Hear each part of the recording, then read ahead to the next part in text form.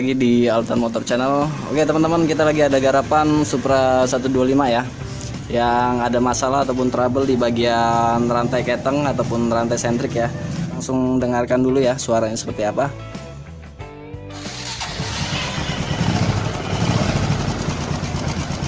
Kata yang punya motor sih terkadang suara ini halus ya, ataupun sekalinya kasar, sangat kasar sekali ya suaranya. Jadi kita bisa simpulkan, nah seperti ini nih, ini kasar sekali suaranya.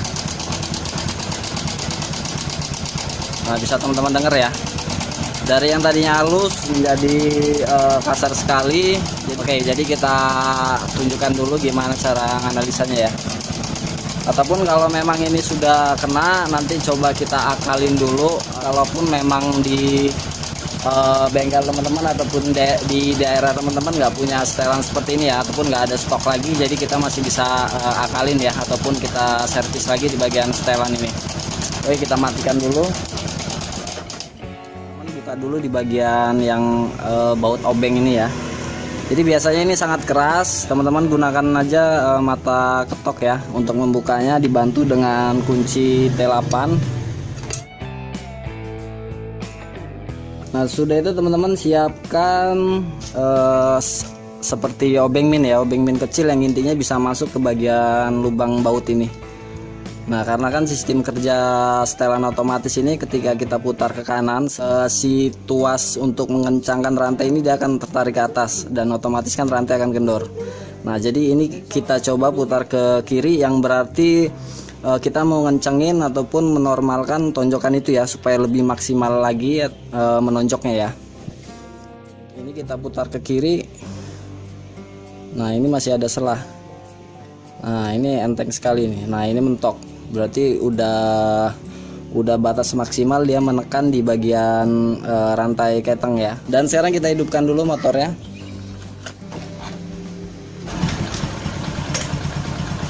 Nah kalau kita putar kiri dia akan halus lagi suaranya. Nah kalau kita kendorkan ke kanan, nah dia semakin berisik ya. Atau kita kencengin dulu ke kiri, kita blayer, pasti dia akan tambah kasar nantinya.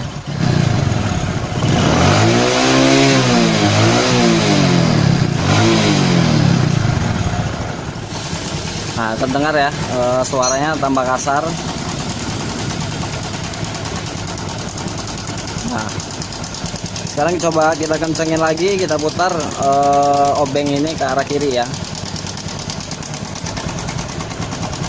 Nah dia akan halus. Nah sebaliknya kita lepas, karena di bagian setelan ini, setelan otomatisnya sudah lemah. Jadi nanti di bagian setelan ini, baut dua buah ini kita bongkar, lalu coba kita akalin lagi ya, kita servis ulang. Jadi nggak ada penggantian ya di area setelan otomatisnya.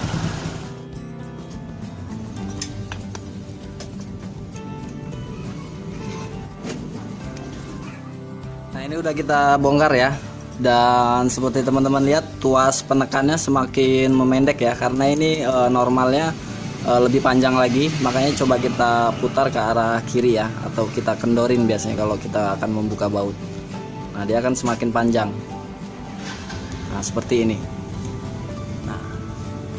Nah sekarang kita lihat dulu batas standarnya untuk melihat si rantai keteng ini benar-benar aus atau enggak ya.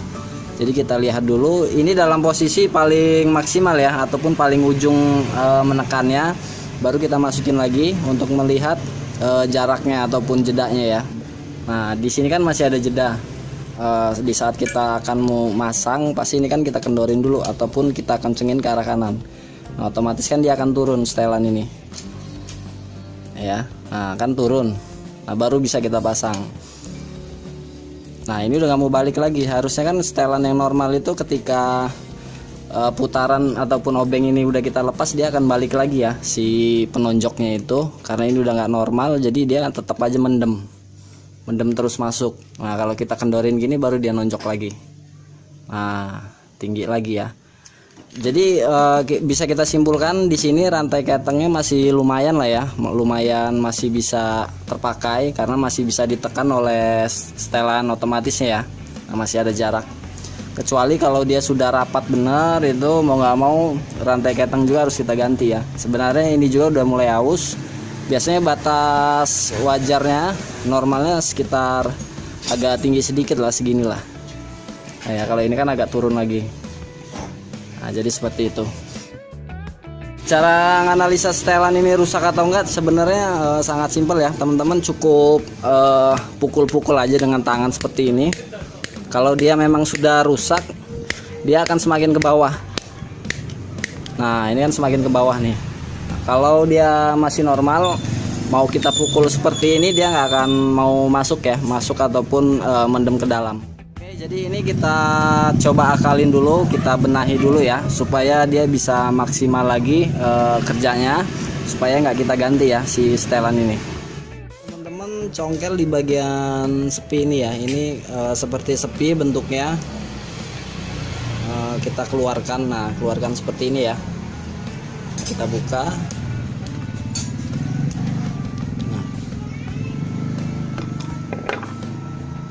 Nah, lalu kita cabut dan bentuknya seperti ini. Dan ternyata di bagian sini pernya sudah putus ya. Nah, pernya ini. Oke teman-teman, balik lagi di suasana malam hari ya, karena tadi ada sedikit kerjaan dan ini kita tinggal sebentar ya. Tapi lebih baik di malam hari sih, jadi kita lebih fokus menerangkannya ataupun menjelaskan ke teman-teman ya, ataupun nanti kita akan kasih tips-tipsnya bagaimana cara mengatasi ataupun ngakalin di otomatis handbrake ini ataupun otomatis ketong. Nah sebelumnya ini udah kita bongkar, udah kita bersihin juga ya menggunakan bensin. Ini penampakan pernya seperti ini, dan bagian-bagian ujungnya sudah banyak yang patah ya, seperti ini nih. Nah ini ujung-ujungnya udah banyak yang patah. Jadi proses ngakalinnya seperti apa, teman-teman simak terus ya. Oke teman-teman, langsung aja kita mulai. Dan di depan kita udah ada tang 2 buah ya, tang biasa dengan tang yang moncongnya lancip, dan sebuah per. Jadi teman-teman mekanik pasti udah nggak asing lagi ya dengan per seperti ini, yaitu per karet vakum ya, biasanya di matic-matic yang masih menggunakan karburator ya. Jadi ini yang akan kita coba untuk ngakalin di bagian otomatis keteng ini ya. Dan sebuah jari-jari sih. Nah teman-teman, buat dulu seperti ini ya, jangan terlalu panjang. Jadi intinya nanti ketika ini kan masuknya di sini nanti ya. Nah masuknya di sini, dan saat kita masukin bekas jari-jari ini, nanti kan pala jari-jarinya akan mentok di bagian casing ini ya. Jadi nggak labas. Jadi kalau kita tekan pun dia nggak akan ketonjok ini ya. Takutnya nanti kalau terlalu panjang menggunakan jari-jari yang tadi kan dia malah kesodok ini ya, malah akan keluar nantinya ya. Jadi siapkan ini. Dan bos ini berfungsi sebagai pengganti plastik ini nanti menekannya. Pokoknya disiapin aja dulu bos-bosan seperti ini ya. Oke, sekarang kita ke proses pemotongan pernya dulu. Jadi teman-teman potong aja yang kira-kira 5 ataupun 6 ulir ya. Ini ada 1 2 3 4 5 6. Jadi 6 dari ujung ke ujung ya. Nah ini udah kita potong kebetulan. Oke, lalu sekarang kita buat kaitan untuk mengait di bagian bautnya ini ya. Nah jadi kita buat dulu di bagian sini. Ini kita tekuk dulu sedikit. Seperti ini ya. Nah lalu selanjutnya ini kita luruskan dulu, karena kan bagian siringan baut ini kan lurus ya. Ini kita luruskan. Nah lurus seperti ini ya. Lalu kita tekuk di bagian bawahnya. Teman-teman pelan-pelan ya, karena ini bisa terluka ini. Oke, kita buat seperti ini ya. Jadi ini untuk mengaitkan di bagian baut, karena nanti seperti ini prosesnya. Nah dia masuk, kalau kita lihat kan seperti ini nanti. Dan selanjutnya di bagian bawahnya ini nanti yang akan keluar dari rumahan ini ya. Jadi masuk ke siringan rumahan ini, dan kita menekuknya ke arah keluar ya. Kita landaikan mengikuti bulatan di bagian rumahan ini ya. Kita sedikit agak panjangkan, karena kalau kita nanti kita setel-setel supaya ini nggak lepas ya. Jadi kita landaikan dulu. Nah kira-kira seperti ini. baru kita tekuk. Oke, jadinya seperti ini. Oke, selanjutnya kita pasang yang bagian bawah yang tekukannya ke arah keluar, kita masukin dulu di bagian siringan ini ya, siringan rumahannya kita masukin seperti ini. Nah gini ya, nah kan nanti terlihat seperti ini. Lalu bautnya kita masukin juga. Nah, sesuaikan dengan siringan di baut ini ya, kita kaitkan di bagian per yang kita tekuk tadi, kita masukin. Dan ringnya jangan lupa, ringnya kita pasang. Dan bos-bos yang kita cari tadi kita masukin, hanya untuk sebagai tahanan sih sebenarnya. Nah, kita masukin, sudah kita pasang seperti ini. Lalu gunakan jari-jari ya, jari-jari yang kita buat tadi, yang pendek tadi. Lalu kita putar ke arah kanan ya, ataupun searah jarum jam. Posisi sini aja biar siringan di per ini kelihatan, sampai dirasa sudah keras. Jadi ingin balik terus ya, ingin ke arah kiri terus. Udah keras. Nah ini kita tekan, kita tahan supaya ini nggak berputar baut sini ya, jangan sampai berputar. Ini bosnya kita lepas. Lalu di bagian ininya, tonjokannya, plastiknya jangan lupa, bos plastiknya kita pasang. Lalu ini kita masukinnya seperti kita masukin mur ataupun baut ke arah kanan. Nah sedikit saja, yang penting intinya ini sudah bisa masuk ke bagian rumahan ini ya, jangan terlalu dalam benar karena nanti baliknya nggak maksimal. Sedikit aja dulu, coba kita masukin ya, mau nggak? Nah udah masuk gini. Lalu ini kita tekan ataupun kita pasang dulu, kita masukin dulu kancingannya ya, kancingan ini yang buat mengait di sini sepinya. Kita masukin seperti ini. Lalu ini kita tahan menggunakan jempol ya, jangan sampai ini nggak kita tahan, karena kalau nggak kita tahan ini akan keluar nantinya.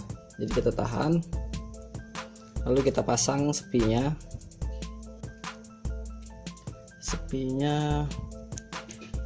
Nah ini udah mau keluar terus dia.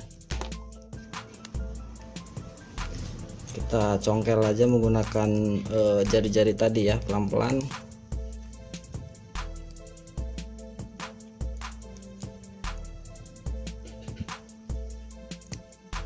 Aduh ini keluar, nggak masuk. Kalau dia udah mulai keluar seperti ini, kita kunci lagi di sini ya, nah supaya dia bisa masuk. Nah udah masuk ya, kita lepas. Nah jadi seperti ini. Sekarang kita tes.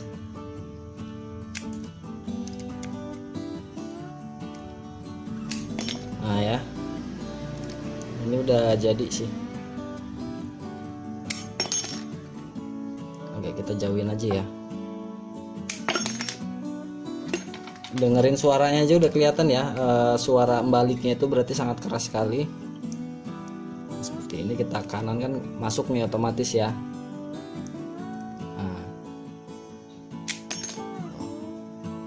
Nah ini udah kenceng. Sekarang kita giniin, nggak akan masuk dia. Nah tetap seperti ini. Sekarang kalau teman-teman nggak yakin, putar ke kiri. Nah dia udah nggak mau. Berarti saat kita ketok ini dia nggak akan mendem ya. Ataupun kita pantek seperti ini untuk lebih yakin.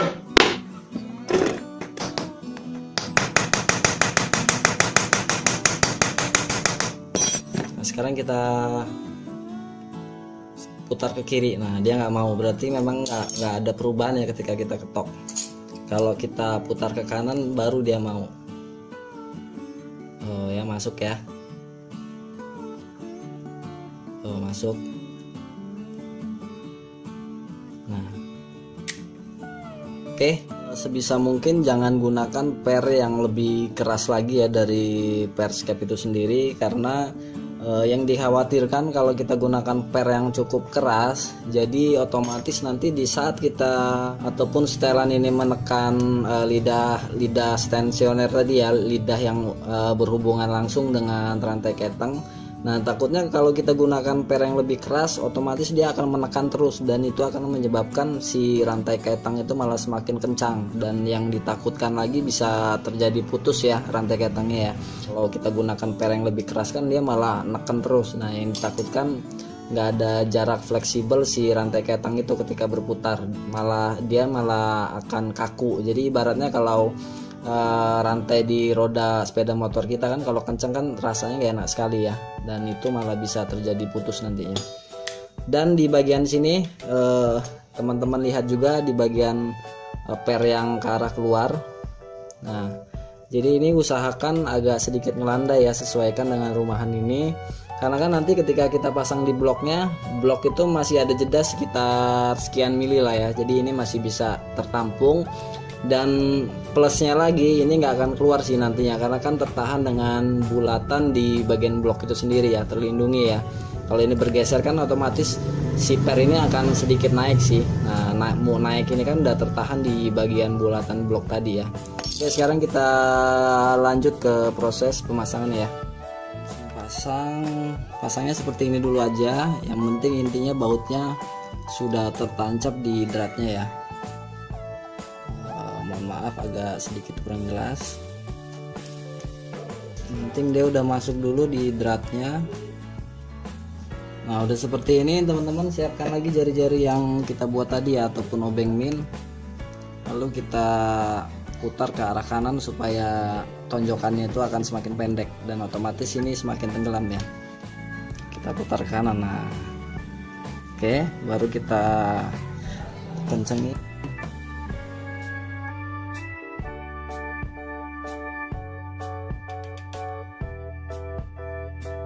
Oke, kita lepas. Nah.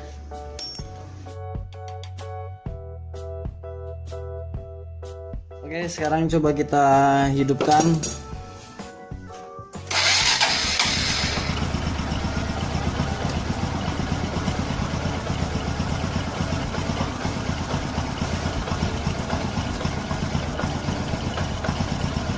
Coba kita geber dulu ya.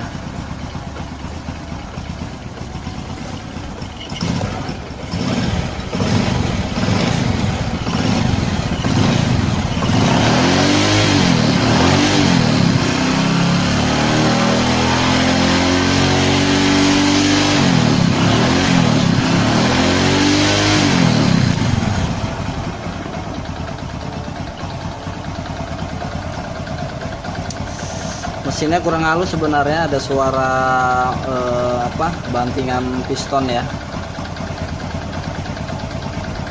Oke, jadi intinya kita berputar di seputaran otomatis ketang ya, dan sepertinya aman-aman aja, nggak ada masalah lagi. Coba kita geber lagi.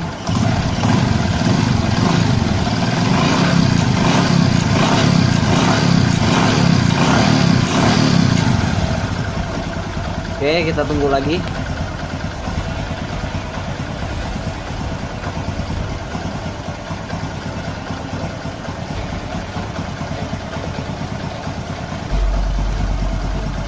Oke, aman ya, berarti proses pengakalan di bagian setelan otomatisnya berhasil. Dan mungkin itu aja ya tips buat teman-teman dalam mengatasi permasalahan di bagian setelan rantai ketang ya. Ini juga bisa diaplikasikan di setelan yang seperti di motor Tiger, Mega Pro New Tech ataupun sejenisnya ya, ataupun GL series yang sudah New Tech. Karena kan di situ sering sekali terjadi di bagian setelan ini jebol, karena kalau yang originalnya juga kan lumayan mahal ya. Sebenarnya udah banyak sih yang sistem racingan juga, jadi kita kasih tips yang masih seperti yang standarnya, jadi pernya aja yang kita ganti ya, nggak model per yang berupa seng tadi, karena kalau yang berupa seng tadi itu dia cepat lemas pernya ya, jadi proses baliknya ataupun proses pegasnya itu sudah mulai melemah. Oke, mungkin itu aja tips ataupun hanya berbagi pengalaman lah buat teman-teman semua. Siapa tahu teman-teman lagi ngalamin kondisi yang seperti ini, nyari alatnya pun susah ya. Siapa tahu teman-teman lagi di pelosok, jadi bisa gunakan aja trik seperti ini. Oke, mungkin seperti itu aja video singkat dari kami Altan Motor. Dan seperti biasa ya, buat teman-teman yang baru mampir di channel ini, tonton video-video lainnya ya sampai habis ya. Dan jika memang bermanfaat, ditunggu subscribe-nya dan jangan lupa diklik loncengnya biar bisa update terus video saya terbaru. Dan mohon maaf, di Altan Motor kami nggak bisa patokin ya kapan bisa upload ataupun video ataupun konten terbaru, karena kita juga kadang sempet ya buat ngerekam seperti ini. Mungkin teman-teman paham lah kalau lagi kerja, banyak kerjaan, proses perekaman seperti ini sulit sekali ya, dan memakan waktu yang lumayan lama sih ya. Oke, mungkin itu aja. Sampai ketemu lagi di video selanjutnya. Saya Iri, wassalamualaikum warahmatullahi wabarakatuh.